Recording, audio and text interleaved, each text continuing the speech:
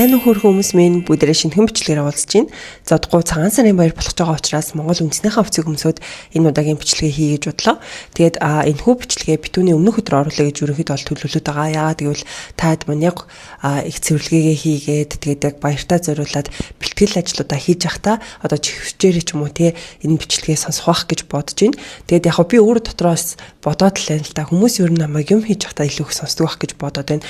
Яг шууд ингээд одоо үгүй кино үзэж байгаа юм шиг их үздэггүй гэж бодоод байгаа байхгүй юу. Яагаад гэвэл би өөрөө яг үздэг одоо сонсдог YouTube руу те ер нь л ингээд шууд ингээд кино үзэж байгаа юм шиг сууж эсвэл хөвтөж үздэг. Дандаа ингээд юм хийж явахдаа үздэг учраас тэгдэг болов гэж бодож байна. Тэгээд таад манд ер нь яг ямар үед үздэг вэ те яг яаж үздэг вэ гэдгээ комент хэсэгт бичээрэй. Ерөөсөө энэ талаар асууж байгаагүй тэгээд маш сонирхолтой санагдж байгаа учраас таад манаас бичээрэй. Сүүлийн үед цагаан сарын баяраач гэсэн хүмүүс маш их гадагшаа явж аялж зугаалдаг те яг баярынхаа амралтыг гадаадад өнгөрүүлдэг болсон хүмүүс маш их байдаг болсон мөлий.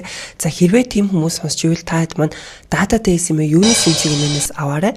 Таад мань шууд юуны симцэг юм гэд веб руу одоо орж аваад одоо өөрийнхөө аялах явах байгаа улсаа сонгоод за тэгээд яг хэдэн хоног явах юм хэдэн гигабайт дата хэрэгтэй гэдэг одоо хэрэглээгээ харж сонгоод шууд худалдаа авалтаа хийх боломжтой. Та худалдаа авалтаа хийнгүүт яг бүх заавар юм нь таны мэйл рүү очичин тэгээд л шууд утсан дээрээ суулгах боломжтой байгаа шүү. Тэгээд ялангуяа яг Unisemi веб руу оронгууд маш олон одоо сонголт өгдөг те өргөн сонголтыг та хэдтэй одоо ингэж тавьж өгдгөөрөө давуу талтай. За үүнээс гадна хамгийн хямд үнэтэй дататай eSIM гэдгээр маш том давуу талтай байгаа шүү манайхаа. Одоо бүгдээрээ үндсэн сэдв рүү орцгоё. Хамгийн яриадах сэдв маань Эпстентэй холбоотой Монголын улс төрчидтэй холбоотой мэдээлэл байгаа. За би яг өмнөх бичлэг дээр ярьжсэн шүү дээ. Монголын улс төрт байсан зарим нэгэн хүмүүс Эпстентэй холбоотой байсан байна гэд тусдаа бичлэг хийсэн байгаа. Хэрвээ тэрийг үзээгүй хүмүүс ахын бол ийшээ орж үзээрэй. Гэтэ би яг тэр бичлэг дээр Эпстен гэж яриадсан чинь буруу байсан бил яг бичиглэлээр нь Эпстен гэж дуудах нь зөв юм билээ шүү манайхаа. Тэгэхээр хэдүүлээ алдаагаа засаад одоо үүнээс цаашаа Эпстен гэдгээр нь дуудаад явах болно. За одоо яг энэ асуудлын талаар Монголын сошиал хэрэг юу гэж яригадаад байгаа вэ гэхэлэр одоо Монгол улсын ерөнхийлөгч байсан те Захаагийн элбэгдорч яг ерөнхийлөгч байх хугацаанд маш олон хүүхдүүдийг одоо өргөж авсан байдаг шүү дээ. Яг бүр 20 хэдэн хүүхдийг бол өргөж авч ийсэн. Тэгээд яг тухайн үедээ яг өөрөө ерөнхийлөгч байх үедээ би эдгээр хүүхдүүдийг ингэж өргөж авсан гэдэл одоо олон нийтийн сүлжээгээр цацаад за тэгэл зураг хөргө ахуулаад за зарим үед болохоор хүүхдүүд маань аав ээжтэйгээ уулзаад ирлээ гэх мэтчлэн ингээл нэвтрүүлэгт ороод бичлэг дээр ярьжсэн гэж хүмүүс ярьдгийн бэлээ. Би яг тэгж ярьж байгааг нь бол хараагүй. Тэгээд хайлт хийж байгаа. Тэрвээ олчих юм бол энэ бичлэг дээрээ давхараас хавсаргаад оруулаад явчихна. Одоо тэгэд хүмүүс яг юу яриад байгаа вэ гэхэлэр тэр олон өрчилж авсан тэр хүүхдүүд одоо хаана байна? Одоо мэдээч хэрэг тэд нар чинь ингээд нас бит хүрээд ингээд том болцгоцсон байгаа. Гэтэ хаана байна? Яг тухайн үед Эпстентэй холбоотой байхдаа тийшээ явуулчаагүй байгаа да гэдэг хардлага одоо хүмүүст төрөөд энэ талаар хийх ярьж байгаа. Тэгэд ялангуяа бас нэг биулээ нэг подкаст дээрээс сонссон санагдаж байна. Тэгээд яг подкаст дээрээс сонссон. Тэрэн дээр болохоор Эпстен одоо гадны одоо өөр улсаас ирсэн хүүхдүүдэд илүү их дуртай байдаг гэсэн гинэ.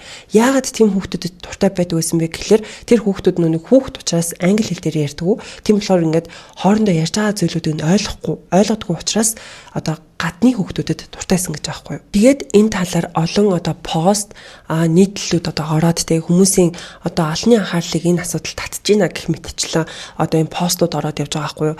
За тэгсэн чинь зөвхөн нэг л пэйж дээр энэ талаар одоо юу гэдэг нэгэн одоо пост орсон. За энэ пост дээр болохоор тодруулга гэсэн байгаа хгүй. За тэнгуүдээ ерөнхийлөгч асан зээлбэгдорч өрчилж авсан хүүхдүүдээ ерөнхийлөгчийн ажлаа өгсөн даруйда гэр бүлтэнд буцаан өгсөн ажээ гэдэг пост орсон. Гэтэ энэ бусад одоо сайтууд дээр биш зөвхөн Дэнс цэгийн сайт дээр орсон байгаа. За тэгээд яг ийм ингээд мэдээлэл ороод тэгээд энэ олон хүнд хүрсэн буюу бүр 2200 реакшн авсан байгаа хгүй. За тэгээд үүн дээр нь хүмүүс мэдээж хэрэг маш олон хаахаа болон англи бол дарж исэн.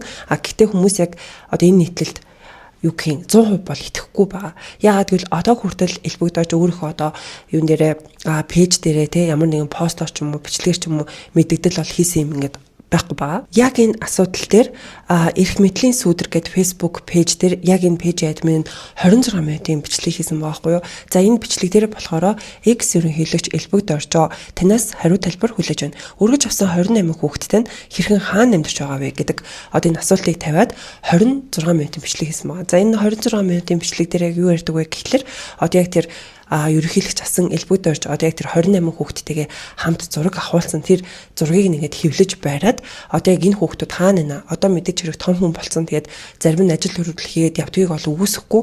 Гэхдээ энэ хүүхдүүд хаана нэ энэ хүмүүсийн талаарх мэдээллийг одоо ингээд танаас шаардж байна. Тэгээд та үүндэр ингээд хариу өгөөч гэдэг байдлаар одоо яг энэ бичлэгээ бол ингээд хийсэн байсан. Тэгээд цаашдаа яг энэ одоо тухайн үеийн хүүхдүүд гэх юм одоо тий энэ 28 одоо хүний талаар эрен сурвалжлах нэвтрүүлэг бичлэгийг хийнэ гэж бас үндэрээ ярьж илээ. Яагаад танд үргүүлж байсан талаараа олон нийт энэ хэд хоногийн хугацаанд яагаад нэгэн ч гарч мэдээлэл хийхгүй байгаа юм бэ? Та айлс гэртээ ямар байдалтай байлгаж байсан талаараа олон нийтэд ярихыг нь хатуу хоригдсон юм уу? Айлгачихсан юм уу? Таны өргөж авсан хүүхдүүдийн яг нэг үслэн баримт байна уу? Бүгд амьд мэндүү. Үнийг л сайхан нотлож авчи. Тэгээд яг уг асуудал дээр хүмүүс бас нэг талаас ингэж яриад байлээ л дээ. Одоо тухайн үед хүүхдүүдээсэн тэр хүмүүс ч одоо бол том болцсон. Тийм болохоор одоо өөрсдөө ингэж дуурайд тухайн үед яг юу болж исэн талаар мэддэгдэл ингэж мэдээлэл өгвөл яадаг юм бэ гэж харж байгаа хүмүүс байна. Нөгөө талаасаа хүмүүс болохоор хэдий тийм байсан ч гэсэн одоо ингэж том хүмүүс болцсон байгаа учраас те заавал ингэж урдны тэр зүйлээ ингэж одоо тэр хүмүүс ч ингэж ярих те гарч ирэх би ингэж тэнд байсан хүүхд юм а гэж ингэж хэлж дуурах тийм алба бол байхгүй. Яагаад гэвэл тэр хүмүүс үүнийг ингээ хүсэхгүй штэ хин хүсэх юм бэ гэдэг талаас нь харж байгаа хүмүүс бас ингэж байгаа юм шиг харагдчихилээ. За үүнээс гадна тэр элбэг доржийн одоо өргөж авсан хүүхдүүд нь ингээд алт угаадаг байсан гэх мэтчлэн мэдээлэлүүд дахин ингээд гарч ирсэн бохгүй юу. Тэгэд яг иймэрхүү зүйлүүд яг Монголын сошиал дээр яригадаад байгаа. Тэгсэн чинь манайхан энэ эрх мэдлийн сүдэр гээд PG admin нь одоо яг элбэг доржийн өргөж авсан зарим нэгэн хүүхдүүдтэй хамт асрамжийн газар байсан. Тэгээд тэр хүүхдүүдийнх нь ах гэсэн нэг залуутай ингээд бас бичлэг хийгээд ярилцсан юм байна. Тэгээд энэ залуу болохоор дүүнэрээ бүр сүүлийн баг 20 жил ингээд хараагүй. Тэгээд дүүнэрийг минь олж өгөхөд ингээд туслаарэ гэд ярьж байгаа хгүй. Тэгээд энэ залуугийн нүрийг ингээд бүлүүртээд ер нь л хин гэдгийг харуулахгүйгээр энэ бичлэгээс хийсэн байсан. Элбэг доржийн гэрт өгүүлсэн. Өргөл өгдөг 4 настай. Би чинь өрөө нахах байсан гоё. Одоо эргэн Г гэдэг авчи тийм ээ. Нэрийг нь хийж байгаа учраас би одоо 35 нас унжих асамжийн газар дэд байхад очиж ирсэн. 2006 оноос судлах. Тэгээ 2005 онд тухайд улсын хурлын гишүүн байсан. Тухайд гишүүн байсан тийм. Хоёр бүлгийн 24 хүүхд тавьсан гэдэг. Сургалтаас одоо хаяг 20 жил болж би. Дүүгээ зөндөө байсан. 4 жилийн өмнө би одоо яг энэ сэдвэр өөрөө хөндөж бас сэвжсэн байхгүй юу? Тэгэд Facebook-ын 21 оны хаалгаад бас тэг зарим нэг дам шалтгаанаас одоо ерөнхийдөө хайцээ. Хүмүүс одоо 21 хүүхэд гэдэг байгаа. Би болохоор өөрөө өсөж хүмүүжсэн болохоор тухайд авч ирсэн хүүхд дүүнэрүүдээ бас бүгд зарим нэг дүүнэрхээ царай зүсийг таньж байгаа, мэдж байгаа. Ер нь бол өссөн болохоор тэгээд айгүй нөгөө нүүр бардсан байгаа байхгүй. Хамгийн сүүлд бол 2012 онд алт угаалгах тэгээд нэвтрүүлэг бас нэг шиг явуулсан л доо. Тийм бичлэг яваад байдгийг. Тэр бол яг үнэн бодит байхгүй. Угаалгаж байгаа хүүхдүүдийн нүүр царайгаа ил тод байдаг шүү дээ. Тэгээ бас надтай байсан дүүж үл байдаг тэр. Тэгээ энэ дүнийг ерөөхдөө хайгаад ерөөсөө нэгээс нь сурах байхгүй. Үүнээс гадна цэрэн энэ биш гэдэг Facebook хаягтай. За ер нь бол хүмүүс энэ хүнийг цэнхэр үст цэрэн гэдгээр нь маш сайн мэддэг гэж би хувьдаа бодож байна. За тэрээр яг энэ асуудлын талаар буюу яг энэ элбэг дорчтой холбоотой асуудлаар ингээд лайв хийгээд бичлэг хийгээд за тэмүүтэ постд оруулаад явж байгаа байхгүй юу. За нэг пост дээрээ буюу 2 сарын 10-нд орсон пост дээрээ болохоор Монголын 8 цагч элбэг дорч Монгол охид Жеффри Эпштейнд өгч байж визээ хүлээж би баримт гэдэг одоо яг нэг юм мэйлийн зургийг оруулсан байгаа. Гэтэ би яг энэ мэйлийг бас бусад хүмүүсийн постноос харсан л да. Тэгсэн чинь энэ мэйлийг хүмүүс болохоор яг хин гэдэг нь мэддэггүй. Энэ нь яг элбэг дорж явсан мэйлээ, яг тэрнээс явсан мэйлээ гэдэг юм байхгүй. Яагаад гэвэл тэр мэйлийг явуулсан хүнийх нь нэрийг ингээд харсан юм аа. Гэхдээ үүн дээр байгаа зүйл нь одоо ингээд Монголоос хүүхэд те ингээд яг тийшээ ингээд гадагшаа явж байна. Яг визээ хүлээж байгаа гэдэг ийм мэдээлэл байсан гэдэг зүйлийг ингээд ярьж гарч ирсэн байгаа. Энэ асуудал дээр мөн нэг хүн дуу хоолойгоо хүргээд гэх юм уу та тий өөрөө Facebook дээр нэгэн постыг оруулаад гарч ирсэн байгаа. За энэ хүн Эрдэнэсовд гэдэг хүн бөгөөд 2 сарын 11-ний өдөр пост оруулсан. За үүн дээрээ яг өнөөх айхтар бузар Эпштейн ч Монголоос бас охид авчруулж зугаацдаг байсан батлагдаж байна. За энэ хүмүүс өөрсдөө Эпштейн гэж бичиж байгаа учраас би тэргээр нь уншаад байгаа гэдгийг ойлгоорой. За зуучлагч нь бас түүнтэй хэдийнэ зугаацч амьсан загвар өмсөгч Монгол охин байна. Түүний нэр мэйл хаягийг дарсан тул хин гэдгийг мэдэхгүй. Ягаан суурьтай харилцагч нь Жеффри Эпштейн 2017 оны 5 дугаар сард талаарт харилцсан мэйлэр бол тэр Монгол охин Фарист Эпштейнтэй уулзаад мөн дараа нь Америкт уулзсан ба тэгтээ Монголоос 2 охин авч өгөх ёстой байж визийн төлбөрийг Эпштейн төлнө гэж тохиролцсон бололтой. Эхний охин хэд хэдэн удаагийн уулзалтаар Эпштейнтэй уулзахыг зөвшөөрч Америк явахаар визэнд орох байсан ч эцэст нь татгалзаж загвар өмсөгч охин түүнд тэр охины эцэг гих явахыг зөвшөөрөөгүй юм гэжээ. Браво, Монгол охины эцэг гих сайн хянсан байна. Угаасаа зорилго тодорхойгүй аялалд залуу охтыг гадаад руу явахыг зөвшөөрч болохгүй. Харин хоёр дахь охин угаасаа визтэй учраа асуудалгүй явах болсон болтой. Тэр татгалзсан охины оронд 19 настай өөр нэг загвар өмсөгч охиныг санал болгоод зургийн чам руу явуулаа гэжээ.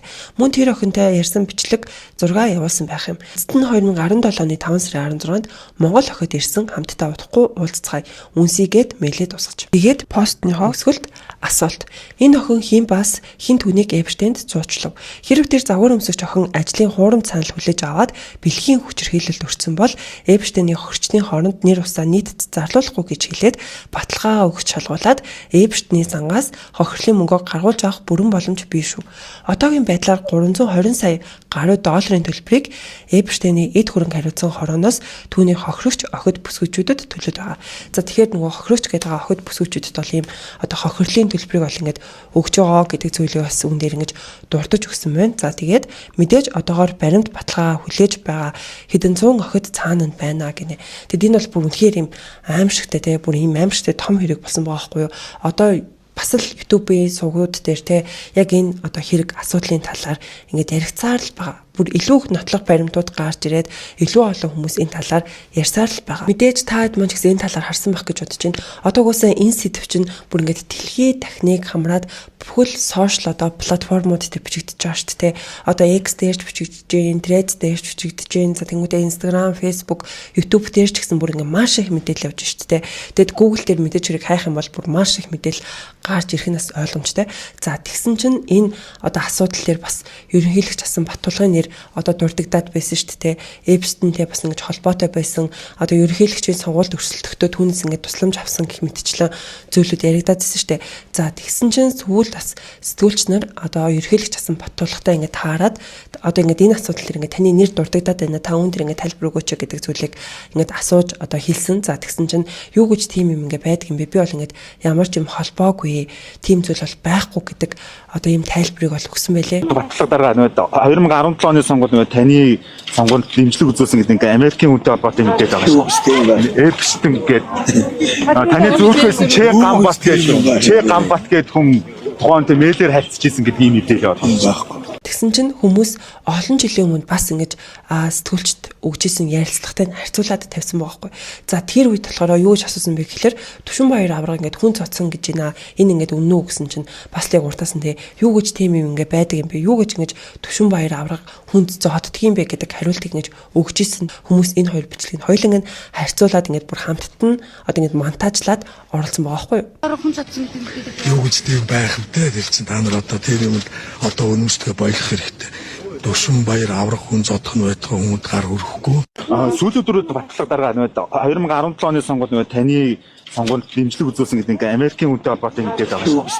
Эпштейн гэдэг таны зөвхөн Че Гамбат гэдэг Че Гамбат. За тэгсэн чинь манай хаан яг өнөөдөр буюу 2 сарын 16-ны өдөр ерөнхийлөгч асан захиагийн элбэгт орж өөрийнхөө Facebook дээр нэгэн одоо постыг оруулсан байгаа. За энэ пост дээр болохоор нэр усаа бичээд 3 юм асуужээ. Тус бүрд нь хариулв. Олонний санал бодолд хүлээцтэй хүндэтгэлтэй хандах нь миний зарчим. Яаж ч хэлж бүтгсэн надад итгэж дэмждэг та бүхэндээ чин сэтгэлээсээ талархаж яваа шүү гэдэг постыг оруулаад 2 зургийг одоо ингэж юу гэдэг нэг асуулт байдлаар нөгөөх нь хариулт байдлаараас 2 зургийг оруулсан байгаа байхгүй юу. Гэхдээ энэ постныхоо комент хэсгийн хаасан гэдэг нь бол харагдчихсэн. Тус асуултуудыг нь Шонхор Оюнбат гэдэг хүн X дээр бичсэн байгаа байхгүй юу. За үүндээ та элбэгт орчихгүй нэг дуурах болоогүй юу. Танд доорх асуултуудыг өөрийн ирэхгүй тавьмаар байна. Нэгдүгээрт Женкол гин Гамбатл гин Брюс Өрөнл гин Тим Эпштейний файлууд гихч цагаан дээр хараар бичсэн юмнууд дэлхийд даяар мөн чиг шуугаж байна да. Манайд ч гэсэн үнэн худал нь үл ойлгогдох талцал бий болсоор байна. Хоёрт таны хүүхдүүд хаагур байгаа вэ? Тоо бүрэн гэдэс татгалан яваа юу? Гуравдугаарт та эвштэндээ уулзаж байсан юм шүү. Хэдэн удаа уулзсан бэ? Хувийн уулзалт яриа хийж байсан уу? Танд нуух юм байж болно л доо. Та боломжтой бол их ажлынхаа дундуур хариулт өгнө үү хэмээн хүсэж байна гэдэг. Одоо ингэж бичсэн юм. За тэгсэн чинь элбэг дорж зөрүүлээд за нэгдүгээрт Эпштейн нарын Монгол агент намайг тэрслэгч гэж бичснийг харсан. Джеффри Эпстейний муу үйлдэлд миний байр суурь маш тодорхой. Шүгэл үлээгч хохирогчдын эрх ашиг хамгаалах. Тэр муухай сүлжээний бүх баримтыг ил болгох. Хуульд зөвшөөрсөн хинтээж бай хариуцлага тооцож дахин үл татах. Хоёрдугаарт хүүхдүүд бүгд сайн байгаа. Тэд ийм асуудалд ямар ч хамаагүй бүгд тустай ажил амьдралтай. Хиний ч үрс адилхан хил амнаас хол байсан дээр арай дэндүү гүтгэх юм. Надаас зарим нь юунд ингэтлээ айдаг байна. Сэдвийн хомсдолд ороод сандурв. Гуравт нуух юм юу байх вэ? Хувийн зүйл ярихаас айл болох зайлсхийж явдаг. Нэгдсэн үндэсний байгууллагын ерхий ассамблийн үеэр янз бүрийн хүрээнд олон арга хэмжээ зоог хүлээн авалт болно. Тэгжэл албаны хэдүү өгсөөснөөс өөрөөр нүрт тулаагүй гэдэг хариултыг ингэж өгсөн байгаа. Элбэг дорж бат тулах хоёр ерөнхийдөө нэг иймэрхүү одоо ницаасан үүсгэсэн хариултуудыг өгсөн байна. Тэгээд хэдүүлээ цаашдаа юу болох нь харчил бай. За одоо бүгдээрээ дараагийн ярих сэдв рүүгээ орж ийн. За энэ сэдв нь бүр маш олон хүмүүсийн анхаарал хандалтыг авсан сэдв байгаа. За та хэд маань хэрвээ Facebook ашигладаг бол харсан бах. Харин ашигладаггүй хүмүүс маань хараахан хараагүй байх гэж бодож байна. За энэ сэдв нь юу вэ гэхээр хотын дараа Нямбатар хийн түлшинд одоо шилжсэн айл өрхүүдтэй танилцаж уулзалт хийж явж байгаад нэг айл руу н ороод бүр бууз хилцсэн ийм одоо бичлэг таарсан. Тэгээд энэ бичлэгийг нь бол үнэхээр олон хүмүүс үзсэн. Тэгээд бүр сая хэдэн зуун мянган хүн үзсэн байсан гэдэг нь бол харагдчихсэн. Тэгээд яг энэ айлд оролтын ингээд хийн түлшин яг ямар хуу байна гэл ингээд яриа хөрөө хийж аваад за тэнгуүтээ нөгөө айл ингээд цай одоо ингээд цай тавья цай буцалгая гэл нөгөө орж ирсэн одоо юу гэмдэ нөгөө орж ирсэн зочдтой одоо ингээд цай өгөх одоо тийм Монголын тийм ёс заншил байдаг шүү дээ. Орж ирсэн хүмүүс заавал ингээд аягны амсар одоо зуулах хэрэгтэй гэл тиймэрхүү үг хүртэл байдаг да. Гэсэн чинь Нямбатар за тэгвэл цай буталжийн хооронд ингээд танаа бууцыг ингээд хамт хийлцээ гэд гараа гоочх уу гэл те. Тэгээд яг ингээд бууцыг ингээд хамтдаа хийлцэж байгаа тийм одоо бичлэг нь бол ингээд таарсан байгаа. Тэгээд яг нэг бичлэгээс ингээд харахад энэ мэдээч хэрэг монтажлсан л бичлэг байгаа шүү дээ.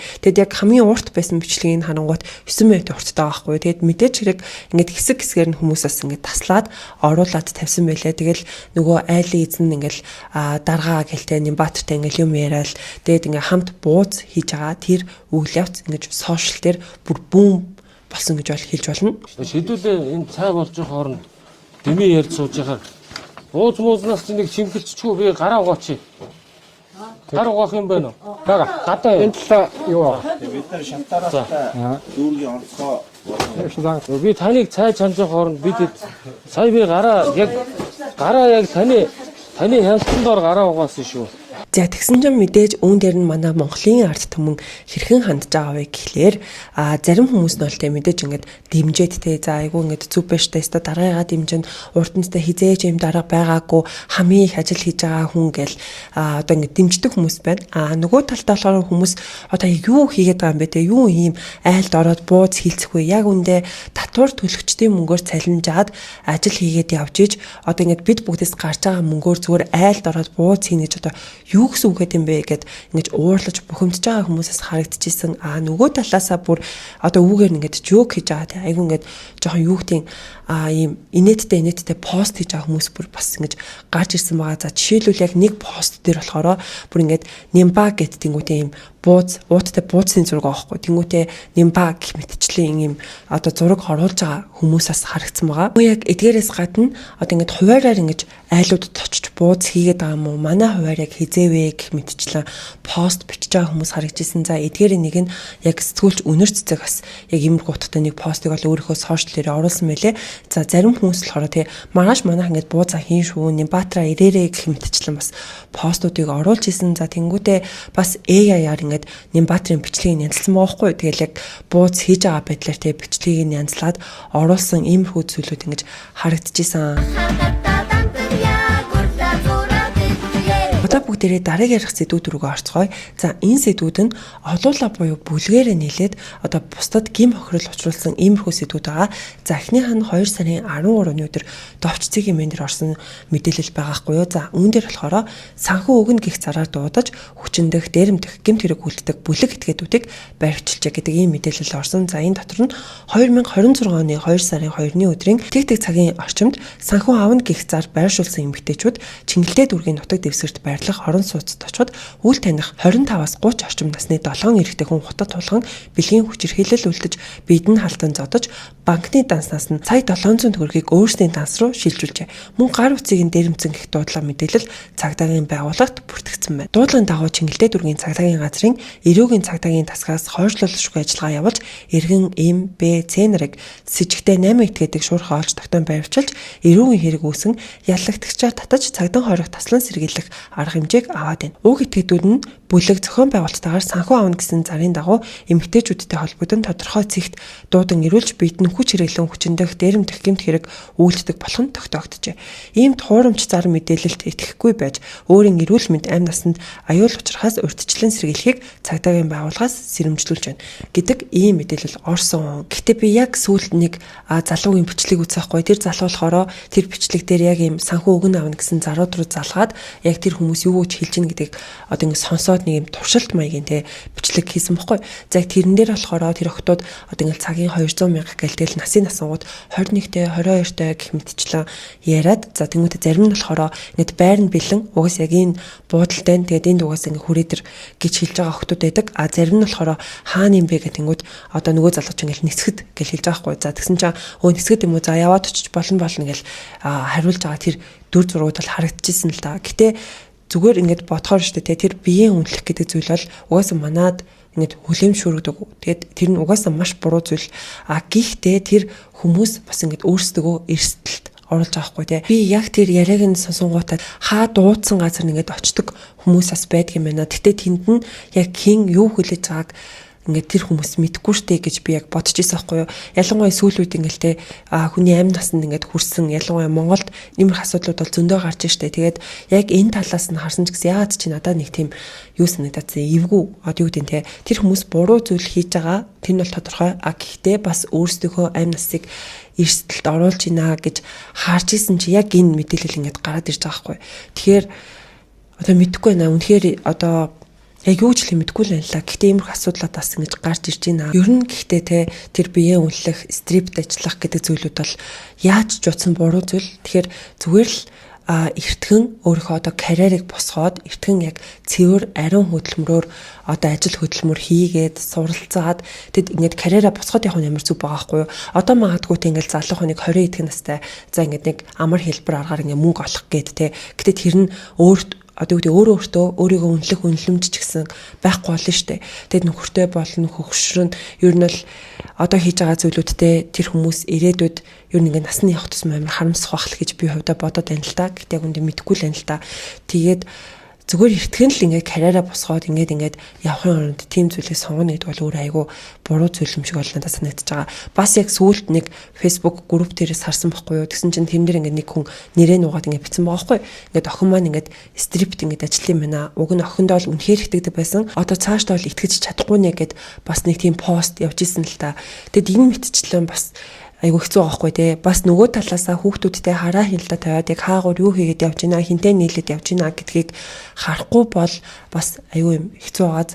Тэгэл эцэг хин ингээл мэдгүй явж байгаа л хэцтэй ингээд мэддэг ч юм уу та те. Иймэрхүү зүйлүүд бас байна. Ер нь л одоогийн нэг юм ингээд нэг юм хурцтай хөгжин хэрээр бас юм аюултай аимшигтэй зүйлүүд нэлээх гарч ирж байгаа гэж хараад байна. Тэгэхээр бид нар өөрсдөө л одоо дүү нартаа хүүхдүүдтэй анхаарлаа тавиад ингээд ярилцахгүй бол бас болохгүй нэ гэдэг зүйлийг одоо ингэ дахин л яриад байна. Тэгээд одоо юу гэдэг дахин ярихгүй байх юм бас аргагүй байна л гэж харж байна. Дараагийнх нь цагдаагийн ерхий газрын хэвлэл мэдээллийн төвөөс одоо гаргасан одоо пост байгаа хгүй юу. За үүн дээр болохоор зам дагуу алхаж байсан эмэгтэйг хүчээр машиндаа суулган бэлгийн хүчирхийлэл үйлдэхийг заавдан дээрэмджээ гэдэг ийм мэдээлэл байна. Тэгээд энэ дээр болохоор бэлгийн хүчирхийллийг үйлдэхийг завцсан гэж байна. Тэгэхээр арай хүчирхийлэл үйлдээгүй болоо гэж бол би ойлгосон. Тэгэд үнэхээр л хүчирхийлэл үйлдээгүй байгаасаа те.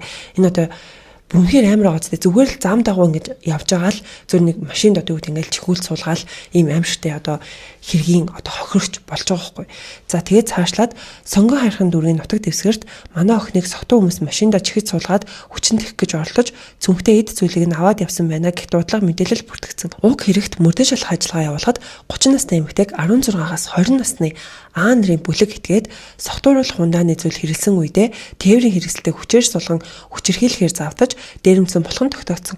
Дээрх этгээдүүд нь өмнө удаа дараа гэмт хэрэг үйлдэж байсан болохыг тогтоож мөрдөн шалах ажиллагаа үргэлжилж байна. Иргэд та бүхэн шөнө нойрон цагаар гэрэлтүүлэг муутай хяналтын камергүй олонний хөл хөдөлгөөн багтах газраар ганцаараа аль болох зорчихгүй байхыг цагдаагийн байгууллагаас зөвлөж байна гэдэг ийм одоо пост мэдээлэл орсон. Тэгээд энэ бол үнэхээр амар гацтэй те. Зүгээр л гэрлүүгээ харж авах одоо юу гэдэг тэр үедээ энэ хүмүүст ингээд таарад ийм аимшигтай зүйл ингээд болсон байгаа байхгүй. Тэгээд энэ насыг харахаар бүр 16-аас 20 насны ийм залуучууд байгаа байхгүй.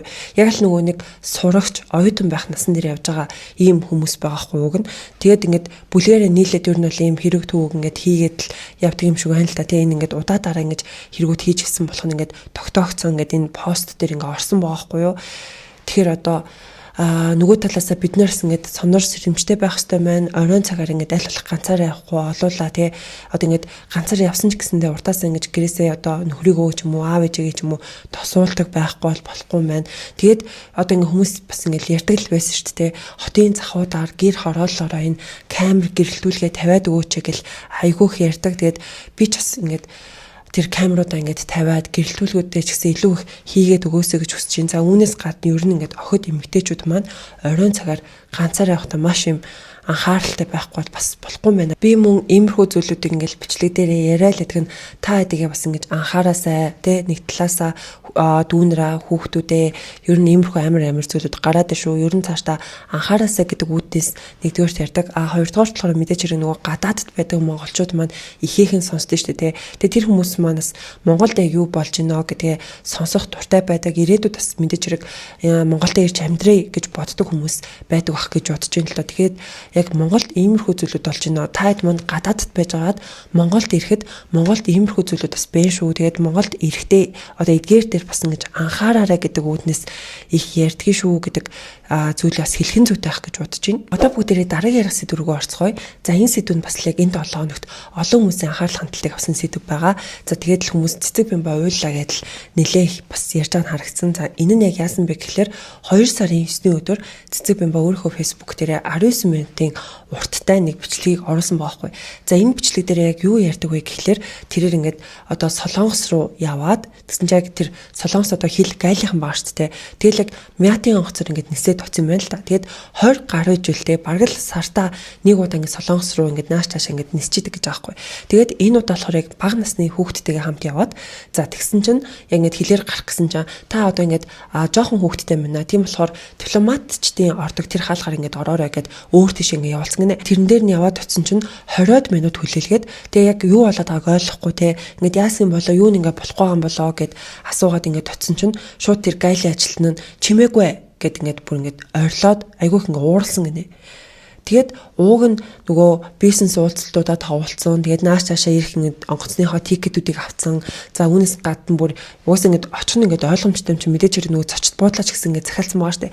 Тэгээд тэр мэрийг ингээд захиалсан байсан учраас одоо ингээд юм асуугаад юу нь болохгүй байна. Яасан ийсэн ингээд асуугууд нь ингээд хариулахад айгүй ингээд бэлэн байжсан гэж аахгүй. Тэгээ баахан хүлээгээд за үүнээс гадна гол нь ингээд сайн байна уу? За ингээд таныг одоо ингээд шалгаадах яа та түр хүлээж байгаараа гэдэг юм байхгүй. Шууд л ингээд чимээгүй гэл ингээд ойлол хаччихаал ихэлсэн. За үүнээс гадна нөгөө хүүхдтэйг явж исэн учраас бүр ингээд тэрэнд нь айгүй ингээд тухгүйрээд те ингээд өөрт нь ингээд айгүй муухай мэдрэмж ингээд төрсөн. Ялангуяа тэр хүн ингээд орилж хашгичаад байсан учраас хүүхд нь бүр ингээд айгаад чичрээд уйлсан гэж аахгүй. Мэдээж хүүхдтэйг явж исэн учраас та ингээд ахтайхан ингээд харьцаачаа ингээд энд ингээ хүүхдээ на гэдгээ бас ингээ тайлбарлсан гэж аахгүй. За тийм мөртлөө тэр хүн ер нь л ингээ айгүй муухайтай ингээ ойролж хашчаа тэрүүгээр ингээ нэг юм босон гэдэг зүйлийг ярьсан. За тэгсэн чинь яг тэр ажилтных нь ахлах гэдэг нэг залуу орж ирээд за та ингээ түр хүлээж байгаарай таны юмнууд ингээ шалгаадах яа гэд тэр залуу ингээ хэлсэн гинэ. Тэгээ тэр залуу л ингээ өөрт нь айгүй юм илдэгтэй айгүй юм найрсаг бол харьцажсэн гэдэг зүйлийг хэлсэн. Тэгэд яг энэ үйл явц нь яг юу болсон бэ гэхлээр өөрийг нь ингээ энэ онгоцонд сууж ирсэн гэдэг бүртгэл мэдээлэл нь байхгүйсэн гэж байгаа байхгүй. Тэгэд яг Монголын талаас нөгөө МЯТ руугаа холбогдоод миний мэдээлэл ингээд байхгүй ингээд байна гэсэн чинь МЯТ-ын буюу яг Монгол талд бол ингээд өөрөөх нь мэдээлэл ингээд байгаа. Энэ онгоцонд энэ хүн ингээд суугаад Солонгос дээр ингээд очно гэдэг мэдээлэл байгаа. Харин Солонгос талд өөрийнх нь мэдээлэл байхгүй тэр онгоцонд сууж ирсэн гэдэг юм байхгүйсэн гэнэ. Тэгээд нөгөө муухай харьцаадсан гэдэг хүүхэн болохоор за тэгвэл ингээд онгоцныхоо тасалбарыг өгчээгээд тэгээд ингээд цэцэг бян бай гаргаад өгсөн чинь тэрийг бүр ингээд айгүй ингээд булааж авч муул те. Яг нэг юм муухай хүмүүсийн нэг юм үйлчлэгээний байгууллага муухай хандлага харагддээ штэ те. Яг л тиймэрхүү зүйлүүд болсон гэдэг жаа байхгүй юу. За үүнээс гадна яг ингээд цэцэг бян бай ингээд хүлээгээд байж исэн чинь гаднаас дахиад одоо Монгол талаас те дахиад 3 залуу нэг эмэгтэй орж ирсэн гинэ. Тэгээд тэр эмэгтэй нь болохоор яг намайг энд ингээд оруулж ирж байгаа юм болоо би ингээд ээжтэйгээ Солонгосоор ингээд аялах гад ингээд ирсэн юмаа гэд тэр хоёр хооронд ингээд нэг жоохон юм ярьчихсан гэж байхгүй. Тэгээд нөгөө эмэгтэй нь болохоор би ингээд Солонгос хэл байхгүй англи хэл байхгүй. Тийм болохоор хэрвээ ингээд надад юм хэлэх юм бол та надад ингээд орчуулад өгөөч гэсэн чинь мэдээч хэрэг нөгөө адилхан монгол хүмүүс учраас ер нь бол хинч тэх бах гэж бодож байна. За тгийгээд тэрийг ингээд орчуулж өгөхгүй ингээд хажууд ингээд байжсэн гэж байхгүй. Тэгсэн чинь нөгөө хүүхэн яг тэр Монгол эмэгтэйтэй ингээд юм ярьж агаад тэг ингээд солонгосоор нэг юм хэлсэн байна л да. Тэгээд цэцэг бян бай яг ингээд солонгосоор ярьж чадахгүй ч гэсэндээ зарим зүйлүүд ингээд ойлгодог гэнэ сонсоод ойлгодог. Тийм болохоор нь одоо ингээд чамаа ингээд тэгж ах шиг байна гэх тэр ингээд орчуулад зүгээр тэр Монгол эмэгтэйд хэлсэн гэж аахгүй. Тэгсэн чинь нөгөө ажилтны эмэгтэй дахиад бүр ингээд уурлаад чамаагс та чимээгүй гэж энэ одоо чамааг дахиад ингээд юм хом хэлэх юм бол энэ өрөөнөөс ингээд гаргаад бүр ингээд Монгол руу ч буцаач шүү гэд бүр тэгж амар уурсан гинэ. Тэгэхээр цэцэг бян бай өө за болно. Аха чи тэгвэл ингээд намаа ингээд буцааж болно. Тэгэх юм бол би чамаас одоо ингээд бүх онгоцныхоо тикетүүдийг одоо тэр цочид буудлын төлбөр гээд бас сэтгэл санааны хохирол гээд бүгдийг нь би чамаас ингээд нэхэмжилнэ гэд тэгж одоо ингээд хэлсэн гэсэн нөгөө ахлах гэдээсэн эрэхтэй нь орж ирээд яг энэ болгоноогоо ярьж чад яг энэ хэсэг дээр цэцэг бян бай тэр бичлэг дээр бол уйлж байгаа гэдэг нь харагдчихсан. Тэгээд ер нь бол ингээд солонгосын хэл гайлаар бол гарсан юм байна. Тэгээд түүний яг энэ бичлэг хийж байгаа гол зорилго нь юу вэ гэхээр одоо ингээд солонгосын гайлын ажилтнууд те Монгол хүмүүстэй ингэж муухай харьцаж байна. Одоо тэнд ингээд байж хат ингээд харлаа гадаад те одоо Орос одоо өөр улсын хүмүүстэй бол арай өөр харьцаж байна. Зөвхөн монголчуудтай ингэж харьцдаг юм байна. Бид нэрийг бүр ингэж доорд үзэж ингэж харьцаж байна. Ийм юм байж болохгүй. Энд чинь ингээд хүний эрхийн асуудал ингээд зөрчигдөж байна гэдэг зүйлийг яг тэр бичлэг дээр гаргаж ирж ярьсан байгаа байхгүй юу. Тэгсэн чинь манайха цэцэг бян байгийн энэ бичлэг ингээд олон хүмүүст хүрээд яг ингээд түүнтэй санал нийлж байгаа олон хүмүүс байсан.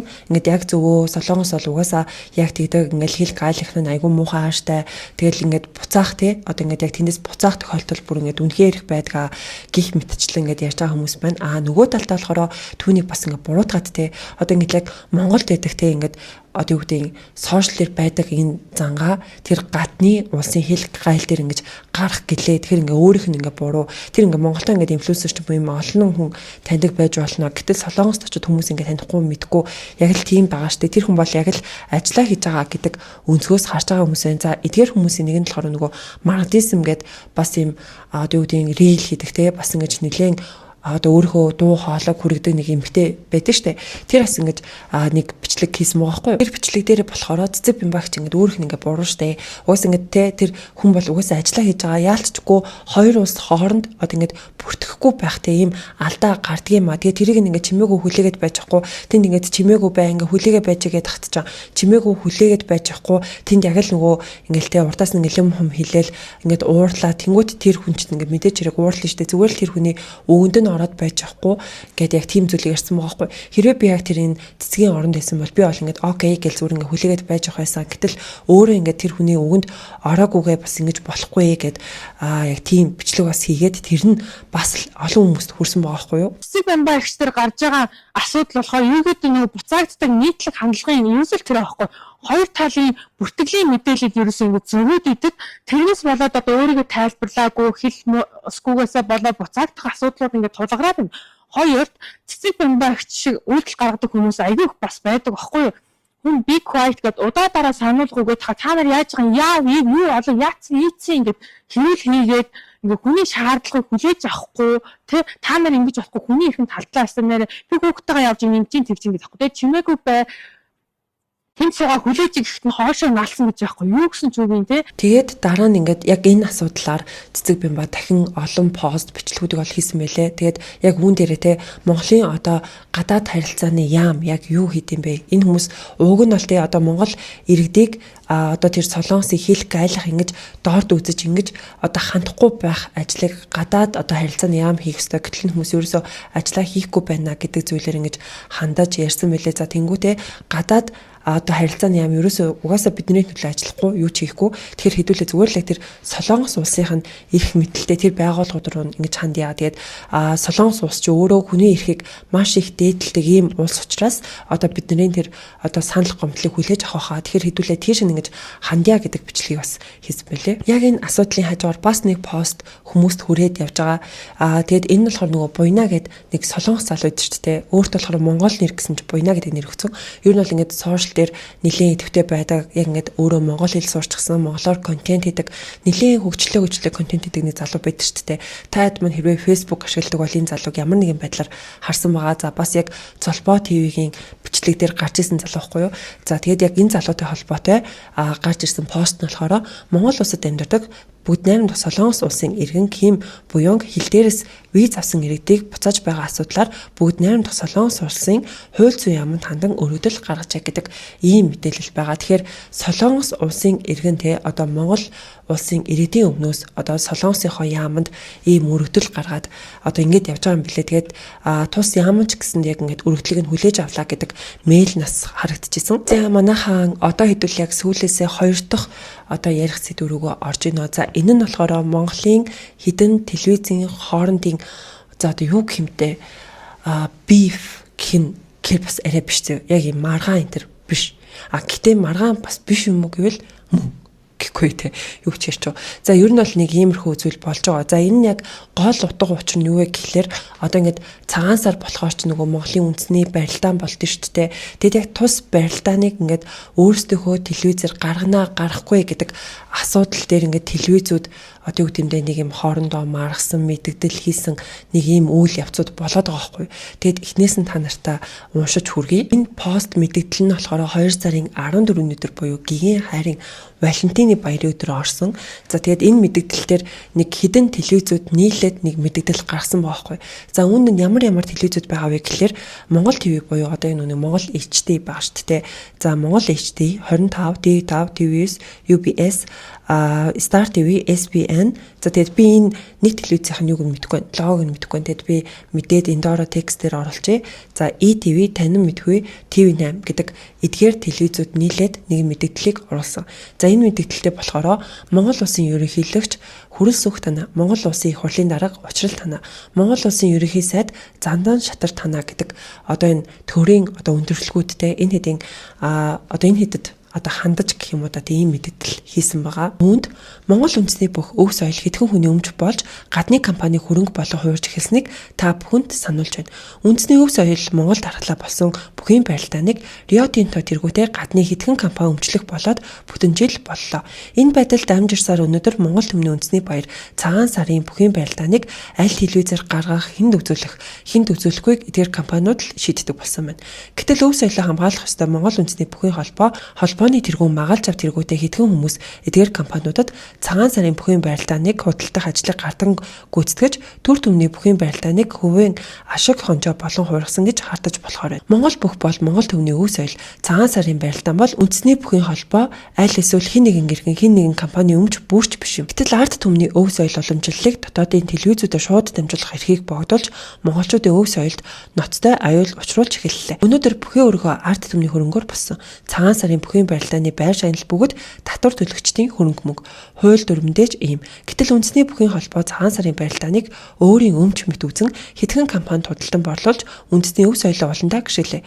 Өв соёлоо үгүй хийж байгаа энэ босромог үйлдэлийг өргөн нэвтрүүлгийн 11 телевиз эрс эсэргүүцэж байгаагаа үүгээр мэдэгдэж байна. Монгол төр гэж байгаа бол өв соёлоо зоосны нүхээр бити хараасаа гэж та бүхнээс хүсэж байна. Үндэсний өв соёл болсон цагаан сарын барилдааныг төмөн олонд нээлттэй үзүүлэх боломжоор хангахыг хүсье. өргөн нэвтрүүлгийн телевизүүд гээд ингээд өөрсдийнхөө логог тавьсан байсан. Гэсэн чинь яг энэ пост нь орсноос 2 цагийн дараа NTV телевиз зөрүүлээд бас мэдээлэл оруулсан байгаа. За үүн дээрээ болохоор NTV телевиз нь Монголын үндэсний бүхий холбооноос нээлттэй зарласан тендерт холбогдох журмын дагуу шалгарч яалтыг байгуулсны үндсээр 2025 оны 1-р сараас эхлэн Монгол бүхий өрөөнд зохион байгуулагдаж буй үндэсний бүхий барилдаануудыг аль бие усны эрхтэйгээр шууд дамжуулан үзүүлж байна. Уг тендер нь бүх телевизүүдэд нээлттэй ил тод зохион байгуулагдсан бөгөөд оролцогч байгууллагууд ижил нөхцөл шаардлагын хүрээнд өрсөлдсөн. Гэвч тендерт оролцож шалгараагүй зарим телевизүүдээс зохион байгуулалттайгаар нэр хүндэд халдсан үндэслэлгүй мэдээлэл түгэж байгаад харамсаж байна. Үүнтэй холбогдуулан энэхүү хариу мэдээллийг гаргаж байна. Олон улсын спортын тэмцээн уралдаанууд тухайлбал Олимпийн наадам, дэлхийн аврах шалгаруулах тэмцээн, NBA аваргуудын лиг зэрэг томоохон арга хэмжээнүүдийг шууд дамжуулах эрхийг тухайн спортын холбоонд нээлттэй сонгон шалгаруулалтын журмаар олгож, уг орлогоороо үйл ажиллагаагаа санхүүжүүлж, салбарын хөгжлийг дэмждэг нь дэлхийн жишг билээ. Монголын үндэсний бүхий холбооч энэхүү нийтлэг жишгийн дагуу ажилласан болно. Тендер зарласан болон шалгарсан байгууллагуудыг үндэслэгүүгээр хардах, мөн үндэсний бүхий шууд дамжуулалтын ивент тэтгэгч байгууллагуудын нэр хүндэд халдаж, үндэсний өв соёлыг өмчилсөн гэх агуулгаар олон нийтэд ташаа ололт төрүүлэх орлого хийж буйд харамсаж байна. Харин ч эдгээр байгууллагууд үндэсний өв соёлыг дэмжиж, санхүүгийн бодит хөрөнгө оруулалтыг хийж байгааг онцлон тэмдэглэж байна. NTV телевизэд нь Монгол үндэсний бүхий холбоотой байгуулсан гэрээний хүрээнд зөвхөн томоохон барилдаан бус бүх шатны барилдаануудыг тэр дундаа өмнө нь шууд дамжуулдаггүй байсан сүр залуу болон сумын цолтой бүгчүүдийн барилдааныг ч тогтмол хүргэж эхэлсэн. Энэ нь үндэсний өв соёлыг түгээн дэлгэрэх олон нийтэд хүртээмжтэй болох бодит үйл ажиллагаа юм. Иймд хууль дүрм, зах зээлийн суурь зарчимд нийцсэн шудраг өрсөлдөөнийг хүндэтгэн үндэслэлгүй гүтгэлэг ташаа мэдээлэл зогсоохыг нэр бүхий телевизүүдээс шаардаж байна. Түүнчлэн баяр ёслолын үеэр төрөөс зохион байгуулагддаг бүх бүхий барилдаануудыг Монголын үндэсний олон нийтийн телевиз нээлттэй дамжуулдгийг онцлон тэмдэглэж байна. Гэт одоо ингээд огноогоо тавиад ийм мэдээллийг хийсэн байсан. Гэсэн чинь манайхан дахиад нөгөө телевизүүд нь дахиад л мэдээлэл хийсэн. За ингээд 11 телевизээс нь 12 телевиз болоод нэмэгдээд ороод ирсэн. За сүүлийн нэмэгдсэн телевиз нь болохоор Тэнгэр телевиз орж ирсэн байсан. За ингээд энэхүү мэдээлэл дээрээ болохоор өргөн нэвтрүүлгийн 12 телевизээс дараах тодорхойлогыг олон нийтэд хүргэж байна. Бид бүхий өргөнд зохион байгуулагдах цагаан сараас бусад бүхий барилдааны дамжуулалтын онцгой эрхийг авсан NTV телевизийн эрх ашиг сонирхолд огт халдаагүй бөгөөд бүрэн хүндэтгэлтэй хандна. Бидний зүгээс зөвхөн төрийн байгууллагаас төсвийн хөрөнгөөр зохион байгуулагддаг бүхий барилдаануудын шууд дамжуулалтыг бусад телевизүүдэд нээлттэй тэгш боломжтой хэлбэрээр олгох нь зүйтэй гэсэн байр суурийг илэрхийлж байгаа болно. Уг барилдааныг дамжуулах эрхийг зохих төлбөрийн нөхцөлөөр авах хүсэлтэй үндэсний бүхий холбоонд удаа дараа хүргүүлсэн боловч өнөөдрийг хүртэл хариу аваагүй болно. Мөн сар шинийн барилдааныг шууд дамжуулах тендер огт явагдаагүй. Зөвхөн бусад барилдаан явуулах тендер л зарлагдсан болно. Сар шинийн барилдаан ерөнхийлөгчийн цомын барилдаан зэрэг нь төрийн зохион байгуулалтаар явагддаг, зардал санхүүжилтэн төрөөс хийгддэг, үндэсний бүхий холбооноос хамааралгүй олон нийтийн ач холбогдол бүхий арга хэмжээнүүд юм. Ийм төрлийн барилдааныг өрсөлдөөнд бизнесийн хэрэгсэл болгон хувийн ашиг сонирхлоор хандах ёсгүй гэж үзэж байгаа юм. Үүнтэй холбоотойгоор ерөнхийлөгчийн хамгийн газраас бүхий барилдааны дамжуулалтын эрхийг телевизүүдэд нээлттэй олгох чиглэлийг үндэсний бүхий холбоонд хүргүүлсэн ч холбооны зүгээс үл хошоож өнөөдрийг хүрсэн юм. Дээр дурдсан нөхцөл байдал байр суурьны холбогдох баримт нотлохоонд тулгуурлагдсан бөгөөд бид асуудлыг хууль журмын хүрээнд шийдвэрлэх зорилгоор эрх бүхий олон хяналтын байгууллагуудад аль бие усаар хандхаа үгээр мэдэгдэж байна. Монголын үндэсний бүхий холбоог үндэсний бүх ёс заншил, өв соёлыг бизнесийн хүрээнд авч үзэхдээ нээлттэй ил тод шудраг зарчмыг баримтлан шийдвэрлээгүйд бидний хувьд шүүмжлэлтэй хандаж байгаагаа илэрхийлж байна гэд дахиад ийм постыг оруулсан. Тэгээд хүмүүс бас үүн дээр яг юу гэж хараад байгаа вэ гэхлээр ер нь л NTV-г жоохон дэмцэн байдалтай харагдаж байгаа болов уу гэж би хувьдаа харсан. Яагаад тэгэхээр тэ энэ бусад телевизүүд одоо өөр шоу нэвтрүүлгүүдийг гаргахдаа угаасаа тэр шоу одоо нэвтрүүлгүүдийг одоо гаднаас ихээхэн оруулж ирдэг шүү дээ, тэ гадны шоу нэвтрүүлгүүдийг ихээхэн гаргадаг. За тэгвэл угаасаа л тэр хэдээс ингэж зөвшөөрөл юм аваад ингэж оруулж ирдэг байж энэ асуудал дээр ч гэсэндээ тэ яг ингэж ёс журмынхан дагуу ийм юм биш үү гэх мэтчлэн хүмүүс харж байгаа гэдэг нь бол ерөнхийдөө бол ингэж харагдчихсэн. Тэгээд хэдүүлээ юу болох нь бас харж илээ. Ер нь бол энэ сүүлийн мэдээлэлээр бол тэ ингэж зогсохгүй цаашдаа ингэж дараагийн байгууллагуудад хандаад явна гэдгээс ингэж илэрхийлсэн байна. Одоо бүгдээрээ хамгийн сүүлийн ярих сэдв рүү орж ийн. За энэ сэдв нь 16 настай охины хэргийн талаар байгаа. За тэгээд сүүл бас миний нэг бичлэг дээр нэг хүн бичсэн байсан л да. Чи ингэж 16 настай охины хэргийн талаар ярьжсэн шүү дээ. Яагаад сүүлд ингэж уурхаа болчвоо? Чи зарчимтай бай гэж над руу айгүй дайрсан байсан харагдчихсэн. За би бол яг сүүлийн үед яригдчихэж байгаа. Тэгээд сошиал дээр юу яригдчихээн тэрийг л ярьдаг. Тэгээд шүүх хурлаас хойш угаасаа яг энэ асуудал дээр нэг их одоо юу гэдэг хүмүүс дуурч гарч ирээгүй, энэ асуудал ингээд төр ингээд намччихсан байсан шүү дээ. Тийм болохоор би яг энэ талаар нэгдүгээр яриаггүй, хоёрдугаарт намаа ингээд зарчимтай бай гэдэг нь одоо нөгөө хоёр хүнийг л одоо ингээд буруутгаал яриад гэдэг утгаар ингээд намайг битсэн байгаа хгүй юу. Ер нь бол тэгээд үүн дээр тайлбар өгөхөд би одоо юу гэдэг тэр хэргийн талаар одоо тэр хэрэг болж хат би тэнд байгаагүй нэгдүгээрт, хоёрдугаарт би яг тэр хэргийн бичлэг одоо юу гэдэг нотлох баримтуудыг үзээгүй. Тэгэхээр тэр хэргийн талаар би өөрөө дур мэдээд ярих надад тийм эрх яг үндэ байхгүй байхгүй юу. Мэдгүй хараагүй зүйлээ ингээд мэддэг харсан юм шиг ярьж ерөөсө болохгүй. Тэгэж ярьлаа гэх юм бол хин асуудалд орохыг л би өөрөө л асуудалд орно. Хизээж тэр комент бичээд над руу дайрж байгаа хүмүүс миний өмнөөс хариуцлага өөрөхгүй, миний өмнөөс зоохгүй, шаналхгүй яг л тийм л одоо үйл явц болно шүү дээ, тэ. Тэгтэл яг иймэрхүү байдлаар ингээд над руу бүр ингээд нэг талыг бүр ингэж барьсан одоо юу гэдэг ингэж яриулах гад байдаг хүмүүс минь ерөөсө тэгж болохгүй. Яагаад гэвэл эн чин тэ хүний нэр төрд халдах ингээд худал мэдээлэл тараах гэдэг зүйлүүд байгаа шүү дээ. Тэгэхээр би яалтчгүй яг л нотлогоотой, баримттай зүйлүүдийг угаасаа ингээд яг зураг хүргийг нь оруулаад, бичлэгийг нь оруулаад яриад явдаг шүү дээ, тэ. Та хэд манаас угаасаа мэтгэл байх гэж бодож байна. Тэгээ сүүл бас яг тэр групп дээр ингээд нэг хүний пост байсан байхгүй юу? Одоо ингээд нэг одоо гээ болон энэ хоёр нар ингээд гадуур ингээд сул чөлөөтэй явж байна. Бүр ингээд худалдааны төв дээр ингээд явж байгааг ингээд харлаа гэдэг нэг пост орсон байсан. Тэгсэн чинь яг тэр постны доор нь бас ингээд хүмүүс ингээд орж ирэлтэй. Тэгэнгүүтээ ингээд алуурч явж ингээд ойрлохгүй байсан ингээд нэг хүн биччихсэн байхгүй. Тэгсэн чинь яг тэр хүний доор нь болохоор олон нийтийн газар тэгж ойрлж болохгүй. Тэр хүмүүсийн нэр хүнд талтлаа гэд би өөрөө ингээд цагдаа дээр дуудагдана гэдэг зүйлийг тэр хүн бичсэн байхгүй. Тэгэхээр тэр бас яг зөв л байгаа ч тий.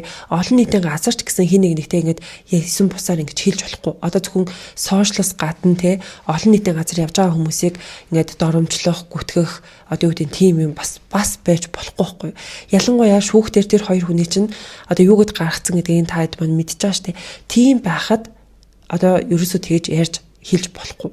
Тэгж ярьж хэлсэн хүн өөрөө л хохирох уу гэхээс ш одоо тэр комент бичсэн хүн ч гэсэндээ яг үндэ хохирохгүй л хгүй те. Яг иймэрхүү бас юм үйл явдлууд бас болоод байна манайхан. Тэгэхээр та хэд маань ч гэсэн ер нь ингээд сонсоод авчих юунаас сурамжтай байх гэж бодож байна. Яг энэ талаар ингэж ярих гэж бодоод ирсэн өнөөдрийн бичлэг дээрээ ярьж байна.